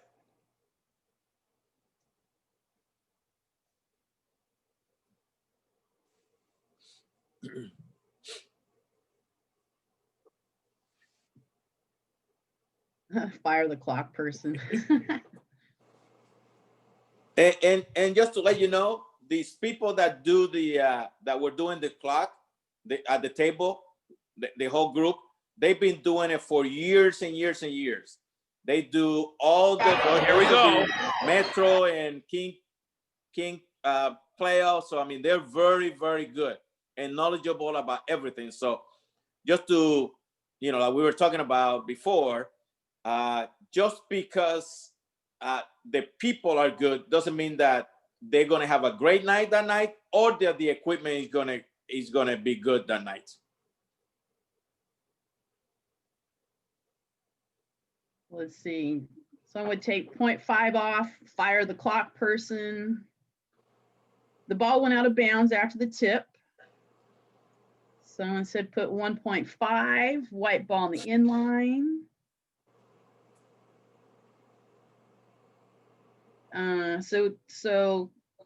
Well, time has to come off, but the question is how much? So do we just use our best judgment, or is there a time we can engage a stopwatch? Can we actually wear a watch while reffing? So no, we can't wear a watch while reffing. No, we cannot. But I think you do what I think the crew, and Gib, correct me, I think the crew gets together and they have a discussion, and they again try to piece the play together. Yep, that's how we did. So someone said 1.6, 1.7 on the clock. Someone count in your head. Before the play. And no, we do not have definite knowledge, because again, we're going into points, 3, 0.5, 0.6, But after the game, we went out to dinner, and Mike Lloyd had a great point that it was that I didn't even think about it before that time. It was that you, as the off official, You know, if the ball is coming to you, once it gets tipped, you go 1,001, 1,002, 1,003, and the game, by the time, looking back, by the time that the ball hit the ground, the game would have been over. So that was a great point by Mike, you know, telling us that about being the off official when some of those situations happen, especially when we knew that the clock might malfunction again. Right, yeah. So. Yeah, someone says, wouldn't use 1.5, sounds made up. Yeah, we usually try to set things on not round numbers. 1.8, 1.6, 1.1, 0.6. Someone else said to confirm the timer to start the clock as soon as someone on the court touches it, and to stop the clock and the whistle. And that's good to engage the table. Mm-hmm. I would do as the crew did on the first time stake get together. So lots of good input. You know, and remember that when at the 5.6 seconds the malfunction happens, we did ask the table if it was a human error or it was a table, you know, the box error, and they told us that they pushed the button and it just didn't start it. So if that is what they say, you know, I'm not going to go again and say, you know, make sure that you start the clock, because that's what they told us, you know. So right. Yeah. I mean, and Rod mentioned this earlier, you know, the lesson learned, count time in your head when you know that you're in A, we've already had clock problems. B, this is a close game and my good table might have a bad day. So let's be prepared for it. Check with the timer. Maybe time ran off the board, but it's not showing on the game clock. And yes. You know, having good partners, and Gib and I talked about this, and I think a lot of times we think that good partners means having somebody who's worked a lot of years, but good partners is having somebody who's has awareness of what's going on in the game, is going to speak up and share information. So there's more to being a good partner than just someone who's got some time in officiating. So, Gib, how much time did you guys wind up putting on the clock? 0.5. 0.5. Oh, and you went with the 0.5. Yeah. The deadly 0.5. Yeah. So. Yeah, that's what we came up with. Yeah. There was a couple of comments that came up in the chat. One was going to the clock person before the play starts, saying, hey, make sure we're starting it when they see someone touch it. I disagree with that. If I'm going to the clock person, I'm telling them, hey, you're on me. Just watch me, or whoever's signaling to them. Yes. I want them on my movement, because that puts it on the onus on me to get that clock started. I'm not going to ask the clock person to start when they see someone touch it. I want them on me. The other comment I saw was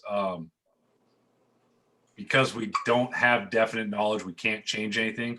We have to change something here. The definite knowledge we have is somebody touched the ball live.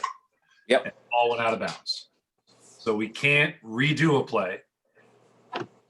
And we can't redo it from another spot without taking some time off. We have to come up with our best estimate or guess in this situation. We can't ignore it or redo it just because the clock doesn't work. So those were two things I saw that I just wanted to address. Thank you. Yeah. Chuck makes a really good point there about when you're talking to your timer. Often there are also there are gyms where we have inbounds, and it's hard for the trail to whoever has clock to be able to see the clock, see the thrower in. So sometimes we'll say, okay, maybe slot has the clock here, or maybe even lead has the clock here. We want to make sure that we go to the timer and say, hey, you're going to watch Chuck. Okay, watch his hand. That's all you're watching. Or, don't watch mine, even though I'm administering it, right? because maybe I'm in a place where the timer can't see. So that's why the trail chops too, right? But if it's a situation where we want our center to chop it, then we want to make sure all that gets communicated. Because what we're doing is we're really leaving nothing to chance. Yes. Yep. Good input. Yeah. Any other questions, comments, concerns? Appreciate all of you who stuck around for this extended version. I figured it was going to go long, but we couldn't figure out what to fit out. Unfortunately, we don't have the 0.5 play. That went without a hitch. The clock did started on the 0.5 play. You know. So if I can play devil's advocate here, you're worried about the time in these last two plays because they're at the end of the game. What about any other time during the game when the clock did start on time or did not stop on time?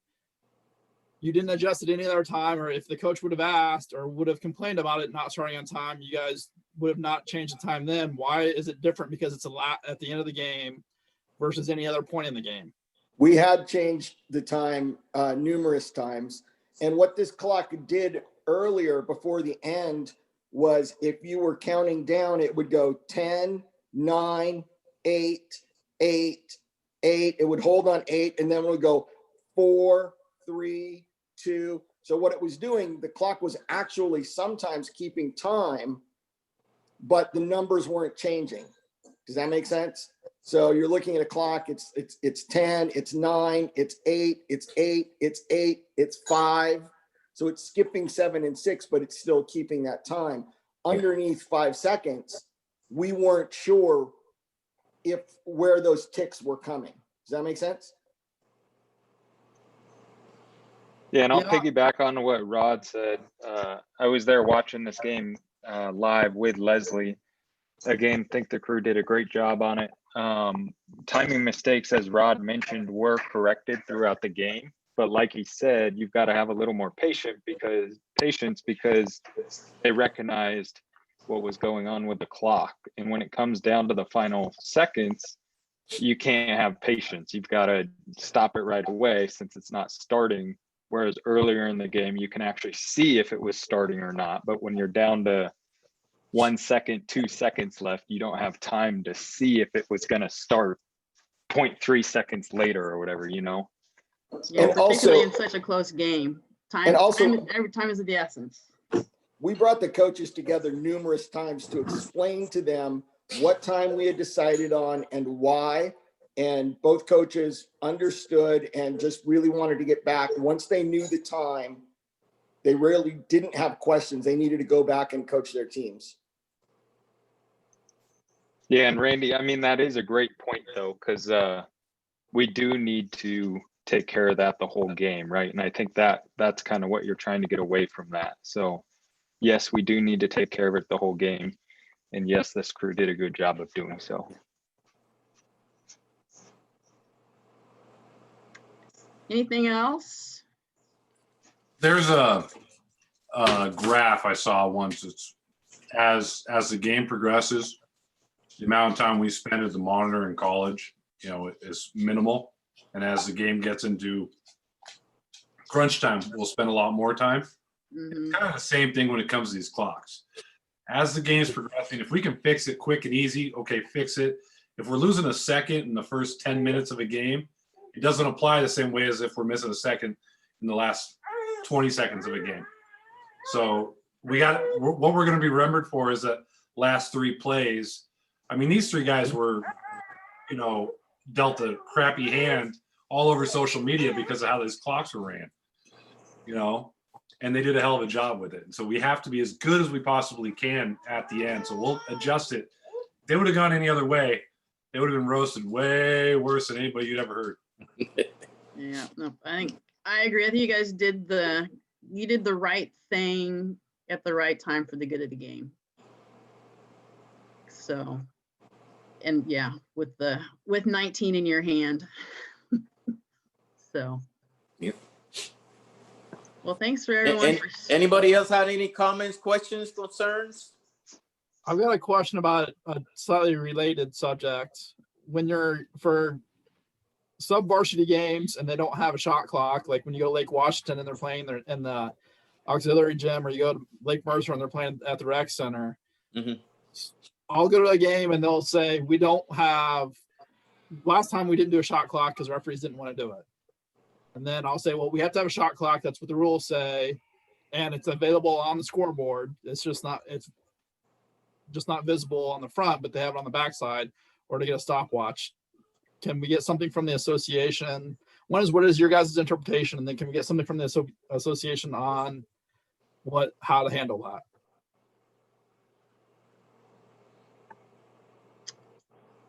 And what level is this? Well, I mean, most times it's only going to apply to sub-varsity, but even if you're at a varsity game and something happens and the scoreboard's not working right and they don't have a shot clock, how are we handling that? Bring So I both think- coaches together and Get the coaches and agree on some kind of scoreboard. If there's no shot clock, then about both coaches agree that there's no shot clock. Yeah, and But then that's I not would what the definitely rule report says. it, though. That's the key as well. Good answer, Randy, but I would say also after the game, report it. Well, and I think for a varsity game, what I would have them do is I would have them get a stopwatch. And someone runs a stopwatch and they count down. So we're They going to do have that the for a varsity announcer. game, but not a sub-varsity game? Probably not a sub-varsity game. I probably would make a decision to not do it for the sub-varsity game, but for the varsity game, in my opinion, we need to have, that is the rules, we need to have a shot clock. And so in lieu of a shot clock, you get a stopwatch, and the shot clock operator runs a stopwatch. And when it gets to 10 seconds, they have the announcer announce 10. And when they get to 5, they announce 5, 4, 3, 2, 1. So that everyone can hear it. So pain in the butt. And then yeah, I would report it. But I think it's more critical for the varsity game than the sub-varsity games. I think the sub-varsity and the C games, I think you come to some consensus about what you're gonna do. Well, another thing that you want to do for sub-varsities is to make sure that they're not running, a minute or two offenses. So you want to make sure that that they keep a flow to the game instead of pulling the ball every time that they don't have a shot. So that's one thing that you want to do. Okay, so how do we address this as an association? And is that something that WOA needs to address versus not this is what I think we should do, or this is what we want, and either have an official acknowledgement? Because I've asked for this before and not gotten it. I asked for this last year. Mercer Island, freshman boys, they play at the YMCA. Yeah. Lake Washington, freshman boys, they play in whatever that side gym is called. Yeah, the auxiliary, yeah. And they're using portable scoreboards. And again, they'll say, last time we didn't have a shot clock, or the last officials didn't do it. We did, 2 times ago we did. And usually it's not an issue. And it usually becomes more of a problem because then it's getting reset, and I'd rather not play with it, because then you're having to worry about violations and did it get reset on time? I don't know. I don't have any idea when did it get reset, but I think it's something that needs to be addressed not just discussed here, but addressed as a whole from the association, and probably come down from WOA so that we know that what we're doing here is the same thing as what's being done in Tacoma. Or in the South, so that when we get those teams that come from different areas, that they're getting the same treatment. Well, all I can say is if there's a auxiliary or back gym or something like that, you don't have a shot clock. And if they're trying to stall, then you blow your whistle and tell the coaches, or before the game, tell the coaches, we're going to play without a shot clock, but you can't stall or something like that. Just have to use common sense if they're in those auxiliary gyms, back gyms, or something like that. We can come out as an association, but majority of the non-varsity games probably not going to be a shot clock operator. You're lucky if you get somebody to do the book and the clock in those games. We can talk about it at the first meeting or something. It's not going to be addressed at WIA because we're not going to tell Spokane or Yakima what they have to do on a non-varsity. Yeah. Thanks, John. Any other questions? Questions, Yeah, comments? Leslie, I have one more question for you guys. Yeah. Okay. Can you hear me? Yes. Yeah, go ahead, Jay. How does you how is things shaping up down there? Meaning that down here in Nevada, they have canceled all winter sports. Oh, have they? Yeah. So we went from having a season starting in December, then it rolled over to January, then it was the 7-week thing, and now it's just all canceled in general. So what is it looking like up there? We're going to play our first games in February because everybody's going to get the vaccine, coaches, teachers, and we're going to be back in. So come up. I love Vegas though, but come up here in February and we're going to have games. 2021 is going to be a great year. 2020 was all left up, but that's the way it's going to be. Thank you. I will be there. Thank you. John said. This beard's going to be down all the way out of the screen by the time we work some games. Right. Let's go and play Santa this year. Yep. Well, Jay, we don't have anything going on until at least at the earliest February 1st. Wow. Yeah. See, down here, they originally said we were going to start January like 18th or something like that, and we was going to have a 7-week, and then it just matter of fact, yesterday they was like, nope, whole season canceled. I was like, oh, sounds good to me. I think the next meeting isn't it, John? Isn't it December 14th? The next meeting, and that's when they're going to decide what's next. No, I think they're going to wait until a little bit later. They said they're going to try to do something. Yeah. They have to move it even farther in the season and play it. Maybe they even play spring ball at the same time as baseball. All kinds of different options going up. Yeah. Was it? And there's also some discussion. We're going to play. There's also some discussion about players and officials wearing masks, right, John, in order to appease the governor. Yes, everybody will wear a mask. Players, officials, coaches, and you're gonna love this. No fans. Perfect. Who do I ask to get if I got the call right though? That little kid that you had. Yeah, and I really think ours got shut down because our governor ended up catching COVID, and so he was like, all right. And even this week, he shut down like the hotels. He knocked everything back to 25%, and he was like, dude, I dare anybody. He's been finding people left and right, so he dares anybody to challenge him. So yeah, Our governor's in a bunker.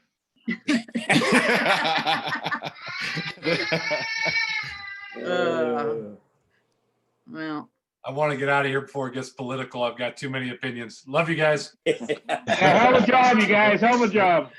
Thank you. I just want to say thank you, Lezley and Manny, and thanks to everyone for being on. Really appreciate it. Yeah. Have a great night.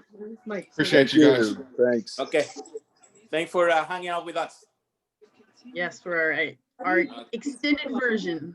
Yeah. Thank you guys as well. Appreciate you. Thanks, Bob. Love you. Thanks, Leslie. Thanks, Manuel. Thanks, Joanne. Hey, Joanne. Thanks. Who's that? Who was that?